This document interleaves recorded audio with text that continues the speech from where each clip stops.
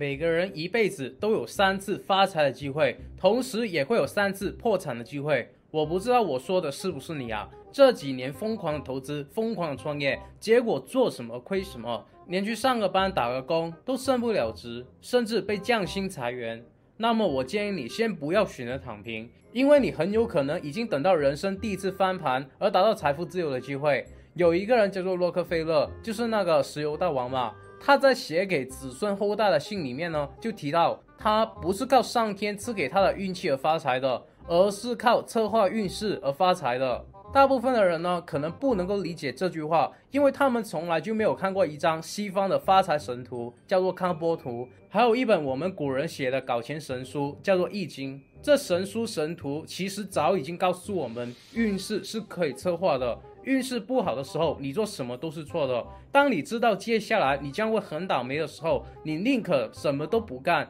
就躺在家里面休息，守住财富，去等运势好的时期。又或者你也可以找一个运势好的人去帮你干。而当我们知道运势将会好起来的时候呢，我们就会开始进攻，立马的去卷起衣袖，疯狂低着头去捞钱就好了。扫地僧，你这不是迷信的玄学吗？那比较笨的人就喜欢贴这种标签，其实用科学的角度就是经济的周期嘛，这是一种规律，是一种趋势风口。我们看这个图呢，就是康波图，是150多年前发明的。之所以牛，不仅仅是因为准，而且还非常的简单。它告诉你，处于 C 位的年份就是属于经济的萧条期。所有的东西呢都是最便宜的，同时也是机会最多的，我们就应该在这时候去投资去创业。然后创业投资到什么时候呢？到 B 位的时候，经济就会到繁荣时期，这时候所有的东西都是最贵的，那么你就应该把资产都卖出去，然后手握现金，准备开始守业。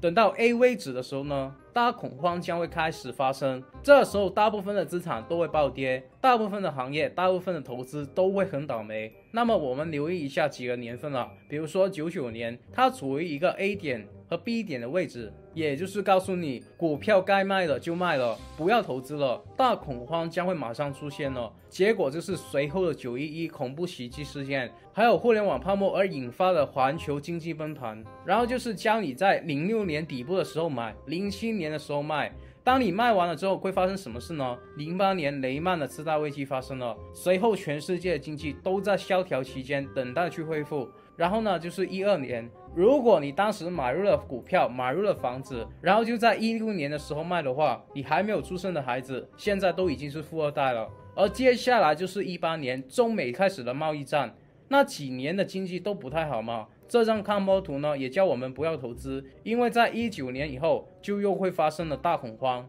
那之后发生了什么事情大家都知道了，就是疫情马上就开始，美股直接熔断了，甚至爆发了粮食危机、战争危机。直到现在2023年，美股、比特币很多的外汇都跌了接近，甚至是超过1半以上。而康波图告诉我们呢，2023年也就是现在就已经是谷底萧条期了。那准不准呢？我们可以看到疫情基本上已经结束，美联储升息呢也差不多到顶了。你可以看见全世界的经济都在反弹，旅游业都在报复式的消费，就连我这个不怎么去旅游的，之前也跟大家请假去玩了。我也到了一个新的地方，开设了一家新公司。那么你可以想象一下，现在大家都把钱存银行，是因为银行的利息还是很高嘛？美联储之前就加了很多次的利息，那你觉得这个会长期维持下去吗？大家都把钱存在银行，无脑的收利息，谁还会去工作啊？所以美联储的资本家呢，是不会允许让这种情况长期发生的，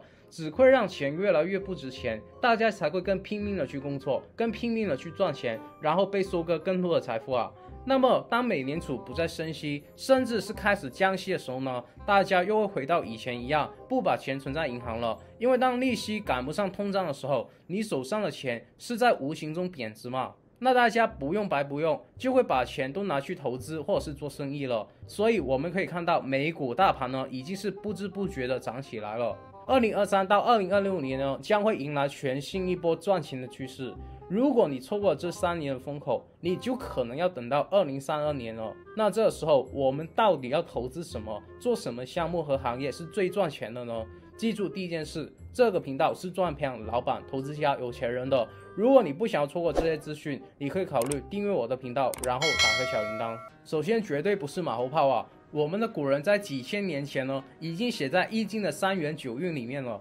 他早已经告诉我们每个时期做什么最赚钱，而且是有根据的。你比如说03年之前做什么最赚钱呢？搞金融的、买股票的、唱歌的，我们的前辈做钢材、金属建材，是不是都发财了？那个时候的歌手啊，是不是红遍全世界？什么四大天王啊、王菲啊、王杰啊，无数的天王天后都是那个时候诞生的。那个时候的人的梦想呢，就是想要到香港的红馆里面去开个万人的演唱会，可以让他们瞬间的名利双收啊。而当时靠唱歌和口才吃饭的人呢，都是属金的，都是最容易赚大钱的。因为1984年到2003年呢，走的是金运，五行属金的行业都会很容易的做起来。那么04年开始呢，就转到了土运，而歌手的行业就没有那么的容易红了。但也不是说会受到很大的影响，因为土生金嘛，属金的行业呢，只是说没有那么容易赚钱，但也是很赚钱的。比如说周董啊、JJ 啊都很厉害，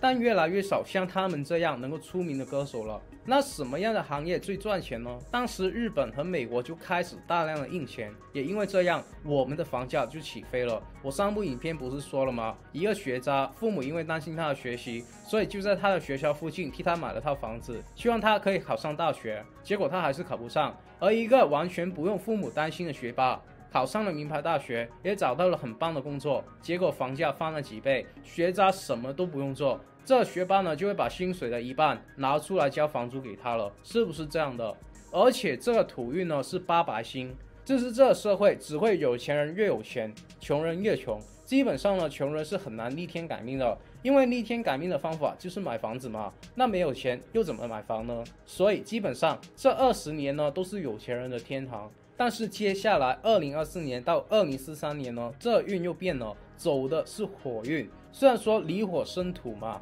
未来20年的房价依然还是会很坚挺，依然可以看高的。但赚钱最快的方法已经从买房地产变成了所有跟火有关的行业和项目。结合康波周期的话，也就是说未来3年你想要创业或者是投资的话，你去干跟火属性相关的行业是最容易赚到钱的。相反，因为水克火嘛，还有火克金嘛，如果你在做跟水还有跟金有关的行业呢，比如说刚才说的金融啊、歌手啊，那么就会有妨碍。而什么样的行业和项目是属火的呢？第一个就是跟互联网相关的行业，因为火有什么特性啊？就是很快嘛。有钱人的家里面为什么都喜欢摆放一个火炉啊？就是因为有些商业机密和资料想要毁掉的时候呢，就可以直接扔进火炉里面，然后很快的就被烧毁了。所以你可以看见，现在的网络都已经是5G 的速度了，然后人工智能啊、大数据啊这些都是非常快的，尤其是 AI 啊，其实已经在淘汰无数个行业了，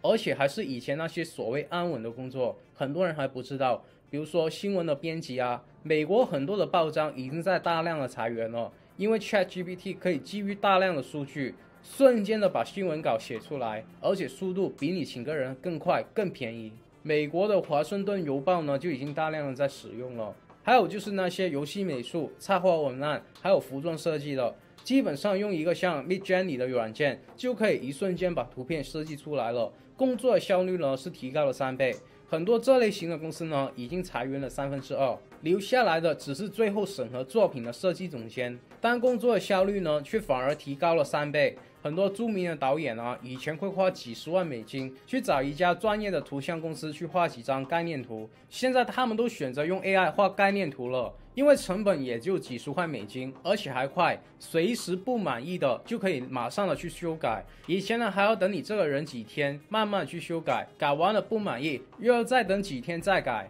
然后呢，还有那些数据的分析师啊、金融的分析师啊，还有就是那些律师身边的法律助手，都在慢慢的被淘汰了。你想一下，以前当律师的要把很多法律的条文案例都背下来，后来互联网出现呢，这些案例和条文都上传到互联网的数据库上面，律师处理案件的时候呢，只需要搜索一个关键词，比如说离婚案，就会瞬间出现所有离婚案的案例和条文出来，已经方便了很多了。而现在 AI 就是你只需要把你的案件的具体情况、具体的问题描述出来，然后 AI 呢就会通过分析你的描述，在大数据里面自动的帮你匹配出最接近的案例和条文。以前你要看几个晚上、几个月的资料，现在几个小时、几分钟就看完了。当然还有那些一问一答的客服，你比如说酒店的客服，你想要入住、退房等等的需求呢，其实人工智能都已经能够理解了，而且都是很人性化的去服务。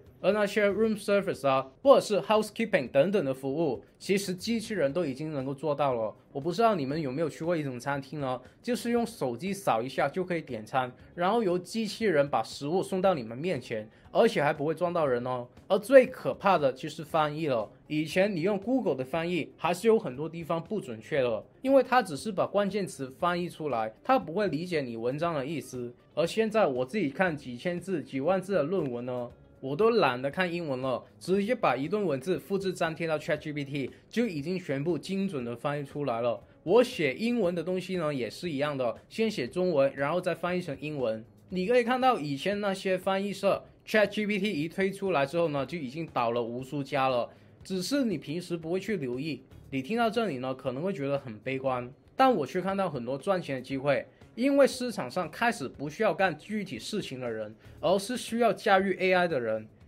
驾驭 AI 不是比你去读10几年的书学翻译更加容易吗？我自己新公司招聘呢，那些懂得用 AI 的人，我都要多付1-2千美金给他们的，而且还是优先的录用啊。所以无论你是在打工还是在创业的 AI 都可以瞬间的提升你的竞争力，让你越懒惰花越少的钱，就可以踩着竞争对手的肩膀上去啊。我自己呢也在研究一个人工智能的项目，找了一些搞高端科技的研发公司，也找了非常巨大的投资机构，打算进入元宇宙市场了。而我发现它目前的运用范围呢，就可以帮助大家更懒惰的赚到钱。有兴趣的可以留言告诉我，但我可能会把赚钱的机会呢先留给我的弟子，所以一切都要看时机。你在走金运的时候去搞互联网，那火氪金嘛，那当时互联网泡沫的爆破，就让现在很多人还要去躲债，在疗伤，在悲伤，而我们现在才开始进攻，才开始发财。你也会看到，现在所有跟线上有关的业务都将会更容易的赚到钱，而那些做传统实体生意的，如果你不能够连接互联网，那么我只能告诉你，未来20年的生意只会继续的难做，不是咒你啊，你自己其实也很清楚了，你在跟趋势作对。我想在这几年因为疫情而吃过亏的人呢，都已经领教过了，轮不到你不想要承认，对吧？一切跟光、影、虚、电有关的行业都将会非常的赚钱，符合这所有条件的就是自媒体。很简单哦， YouTube 上暂时只有25亿的用户，如果每个人给你1块买你的产品或者是服务，你是不是一夜之间瞬间获得25亿？如果你混得差一点，只有1万人追踪你，你随便去开一家餐厅，让这1万人每人付你100块的利润，你是不是瞬间获得100万？而为什么这么简单的事情其他人能够做到，你做不到呢？其实不是说你做不到，而是你在怀疑自己做不到，你恐惧，你去怕，你去懒。但是现在趋势就是告诉你，如果你不去做，你一辈子都只能当观众，未来20年你都只是帮做影片的人刷流量刷钱。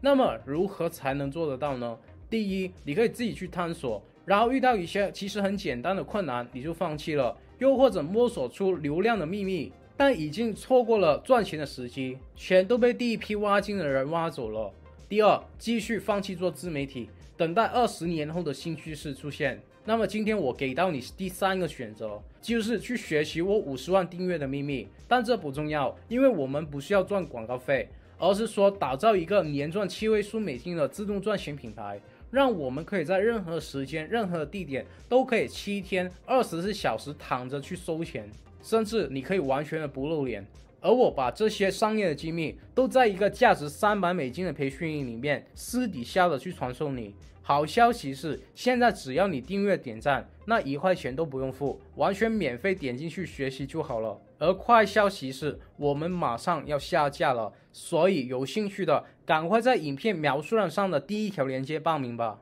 那还有什么行业会容易赚到钱呢？而且门槛还比较低，适合任何普通人去做呢？运动有关的行业也是属火的啊，我觉得真的很准。你看疫情大家都在家里面不动的，你像我自己还有身边的老板朋友都变胖了很多，我们对减肥健身这些呢都有一个很大的需求。那疫情的时候呢，很多的健身房都做不下去了，很多都要说叫低价顶量之类的。那么如果你对这方面有兴趣，的确可以去结合自媒体做一下，绝对会出现一种报复性的运动现象。你想象一下，大家都不戴口罩的时候，脸上的肥肉都不能去遮掩了。以前可以偷懒的不去运动，现在为了形象也必须要动起来了。说到这里呢，其实跟美跟艺术有关的行业也会更容易的赚到钱。越来越多的人呢愿意花钱在自己的身上，所以那些美容啊、养生啊、医美整形的、美发的都会非常的赚钱。刚才说了，自媒体将会是未来最大的风口嘛。那么当大部分的人都成为了明星、网红、YouTuber 的时候，他们在出镜的时候是不是都必须要打扮一下？这时候他们就会找到你。然后还有关于心理、精神的行业，都会是非常容易赚钱的。火呢是属于一种很虚的东西，你能够看得见，但你很难摸得到它。所以一些比较虚的行业，比如说是心理咨询师啊、命理分析师啊、婚姻咨询师，都将会有更大的发展市场。我们人类未来20年的精神世界都将会有前所未有的发展，但同时我们心灵深处的那种孤单啊、空虚啊、信仰啊，又可能会跟不上这发展。你有没有发现，越来越多的人心理和精神上都出现问题了，而且越来越多的人呢，都活在了互联网上，他们收起来了自己。那么也有很多人都找不到另外一半，而因为新一轮的工业革命开始了，很多的行业都被 AI 取代了，很多人都找不到工作，对前途很迷茫，所以那种算命的或者是就业的导师呢，都将会需要很多专业的人才了。然后投资的话呢，你也可以去看看虚拟的货币、元宇宙这些比较虚的概念的股票呢，都是大涨的。像是比特币，疫情之前我还教大家做空嘛，现在疫情一结束，比特币不知不觉的就反弹上来了。我这里呢也是找一个机会去交易比特币赚钱，你想要去学吗？也可以留言告诉我的。而其实刚才说了，跟电有关的股票，比如说是新能源啊、电力啊、通讯啊、电动车啊，我们也可以去关注一下。疫情之前呢，我就很喜欢 Tesla 的股票，也靠它赚了不少的钱。疫情之后呢，我依然看好这家公司，哪怕他们的老板马斯克一直在唱衰自己家的公司的股票，但是这2个月其实也涨了差不多50%了。那么你可能会问，我五行克火的，或者是我被火克的，那我是不是这20年都没有机会赚钱呢？我是不是完蛋了呢？其实是的，这20年呢，你的运势并没有太好，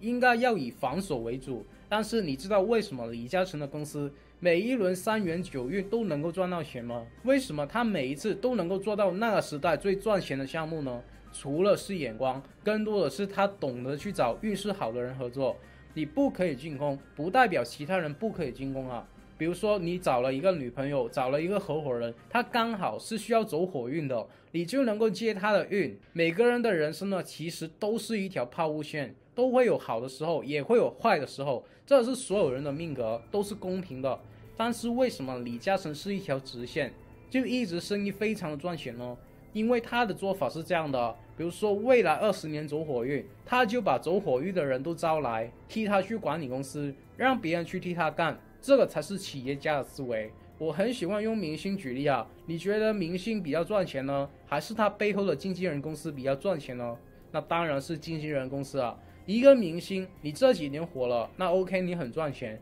但是你过几年就不火了，那你可能就会没有收入啊。但是经纪人的公司，我手上有无数个明星，今天你很红 OK， 我所有的事情都让着你，把人脉、把资源、把流量、把广告代言都给到你啊，因为你能帮我赚钱啊。但是哪一天你不红了，没关系，我再去捧红下一个嘛。我不需要是帅哥美女，我只需要培养几个4大天王、几个 BLACKPINK 一样的女生，那我不就发财了吗？这种呢就叫做借运、借势还有借力。所以有的人明知道自媒体很赚钱，但就是踏不出第一步，是因为他们觉得自己不够帅、不够厉害、没有口才、没有这个没有那个的。那为什么你不可以找一个有这个有那个的人合作呢？你去帮他们管理账号，他去拍影片，赚到的钱你拿大份，他拿小份的。现在的网红公司不都是这样的吗？所以你要学会的是运营和变现赚钱的方法，而这套方法是有系统的，是可以按照步骤去执行的。我知道很多人最大的困难呢是不知道如何开始，也怀疑自己能不能做得到，所以我让跟着我一起创业的团队开放了一个价值$1000的1对1的咨询给到你，也暂时不会收任何费用。如果你很确定自己一定要做自媒体，只是不知道如何定位的话，这1个小时左右的咨询呢就会帮到你，而且你还有机会成为我的弟子。但是我们的人手极其的有限，所以你需要做的就是赶快在影片描述上的第2条链接去抢先报名啊！你可能觉得这些很迷信，我自己一开始呢也是不信的，但我会想，连马云、李嘉诚，甚至说比尔盖茨都相信运势周期的规律的时候呢，我有什么资格不信呢？反正信我又没有什么成本，最起码这让我有了一个信仰，有了一个方向，万一真的是成功了呢？所以我就开始研究这些，也发现是真的很准，因为我的确每一波的红利都有吃得到。我自己的御用风水师说，我这人呢就是需要火，所以我做的行业都必须要跟互联网有关的，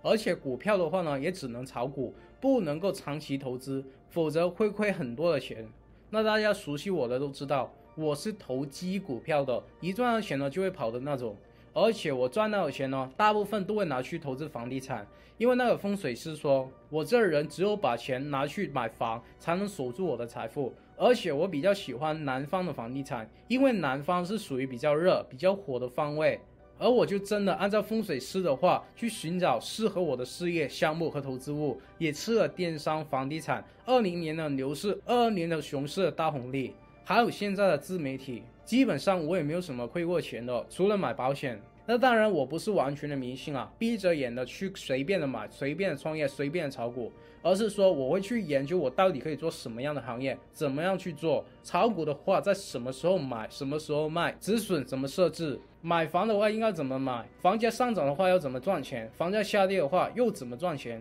这些都是要去研究的。只是说我知道我的大方向，我就按照这大方向去走，那基本上不会有什么错。遇到运势不好的时候呢，我会选择守业，什么都不干，目标呢不再是盈利，而是保持利润不倒退就 OK 了。或者我去重用运势好的人，多跟他们黏在一起。而我很感恩，在我小时候的运势呢其实不太好的，所以家里面也没有什么钱。如果我小时候运势好的话，我可能就只能当个班长，对吧？而我的好运势呢，刚好是出现在我读书时、创业的时候，所以我的同学在找工作、吃一顿比较贵的晚餐、去一趟旅游都在炫耀的时候呢，我自己手上就有2家公司，有一些房地产啊，买到自己喜欢的手表、车啊等等。所以一个人呢，必须要是知命、懂运，然后顺势而为，找到自己的轨道，而不是在错误的时机、错误的方向盲目的去进攻，最后把钱都亏完了，然后就去抱怨上天。其实古人早就把一切的答案